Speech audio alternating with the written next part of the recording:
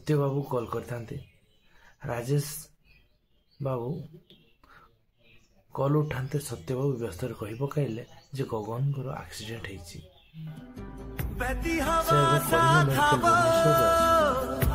काल विलंब नक रास्ता जो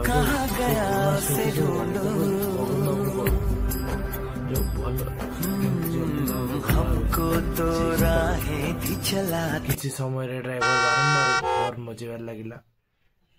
सत्य बाबू विरक्त हो पचारे कौन है हॉर्न कहीं बजाऊछु गोटे जगह बार बार हॉर्न बजाऊछु। ड्राइवर कहला आज्ञा सामने बलद गुड़ा रास्ता छाड़ू ना। सत्य बाबू विरक्त हो जो गाई जोगल पिलाटा थिला ताको पार्टी कले। से गाई जोगल पिला आसी कहला आज्ञा टिके समय दिंतु मुझे साइड कर दौची। देखते पिलाटी आउ कहीं नुह पिलादिन सांग देवव्रत बाबू पुओ रोहित। मन भल न किसी न कही पचारिदेले देवू कौटी घरे अच्छी कि सी। पिलाटी कहला आज्ञा बाबा घरे अच्छा। ड्राइवर को कही गाड़ी को आगे देले देव बाबू पाखक। देव बाबू घरे था कहले सत्य बाबू कहले देवू चल भुवनेश्वर जीवा।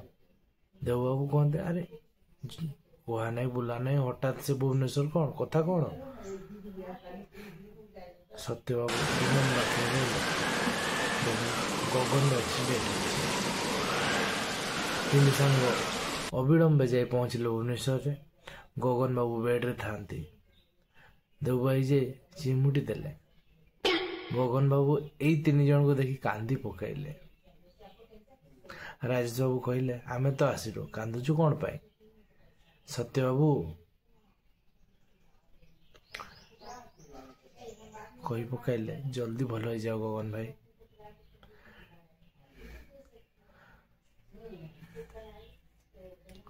गगन भी किसी कही न पारी सत्य को जाबुड़ी धरी कांदी पकाइले। किसी दिन पर डॉक्टर बाबू गगन को डिस्चार्ज देले। तीन सांग खुशी घर को फेरले। एवं समस्त निज निज काम कर्ममय जीवन मध्य व्यस्त अच्छा। केमती लगे आपको लेखाटी निश्चय भाव जनइबे। आपण मान छोट लाइक टे हमको इंस्पायर